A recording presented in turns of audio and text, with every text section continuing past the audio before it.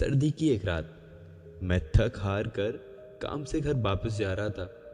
Car में शीशे बंद होते हुए भी जाने कहाँ से ठंडी ठंडी हवा अंदर आ रही थी। मैं उस सुराग को ढूंढने की कोशिश करने लगा, पर नाकामयाब रहा। कड़ाके की ठंड में आधे घंटे की ड्राइव के बाद मैं घर पहुंचा। रात के 12 बज चुके थे। मैं घर के बाहर कार से आवाज़ देने लगा। बहुत देर हॉर्न भी बजाया, शायद सब सो चुके थे। 10 मिनट बाद खुद ही उतर कर गेट खोला। सर्द रात के सन्नाटे में मेरे जूतों की आवाज़ साफ साफ सुनाई दे रही थी। कार अंदर करके जब दोबारा गेट बंद करने लगा, तभी मैंने देखा कि एक 8-10 साल का बच्चा अपने कुत्ते के साथ मेरे घर के सामने फुटपाथ पर सो रहा है। वह एक अधफटी चादर ओढ़े हुए था। उसको देखकर मैंने उसकी ठंड महसूस करने की कोशिश की तो एकदम सक पका गया। मैंने महंगी जैकेट पहनी हुई थी, फिर भी मैं ठंड को कोस रहा था।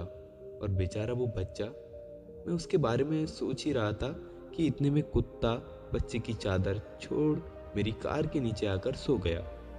मेरी कार का इंजन गर्म था, शायद उसकी गर्माहट कुत्ते को सुकून दे रही थी। फिर मैंने कुत्ते को भगाने की बजाय उसे वहीं सोने दिया और फिर बिना अधिक आहट किए पीछे का ताला खोल घर में घुस गया। सबके सब सो रहे थे। मैं चुपचाप अपने कमरे में चला गया। जैसे मैंने सोने के लिए रजाई उठाई, उस लड़के का ख्याल मन में आया। सोचा मैं इतना स्वार्थी हूँ।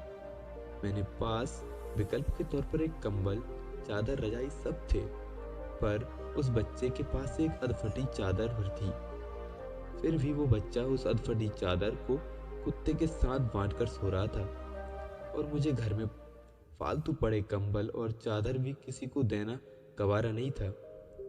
यही सोचते सोचते न जाने कब मेरी आंख लग गई। अगले दिन सुबह उठा तो देखा कि घर के बाहर भीड़ लगी हुई थी। बाहर निकला तो किसी को बुलाते सुना, अरे वो चाय बेचने वाला सोनू कल रात ठंड से मर गया। मेरी पलकें कांपी और एक आंसू की बूंद मेरी आंख से झलक गई। उस बच्चे की मौत से किसी को कोई फर्क नहीं पड़ा, बस वो कुत्ता अपने नन्हे दोस्त के बगल में गुमसुम बैठा था, मानो उसे उठाने की कोशिश कर रहा हो। The moral of the story, दोस्तों, ये कहानी सिर्फ एक कहानी नहीं, ये आजकल के इंसान की सच्चाई है। मानव से अगर मानवता चली जाए तो मानव नहीं रहता, दानव बन जाता है।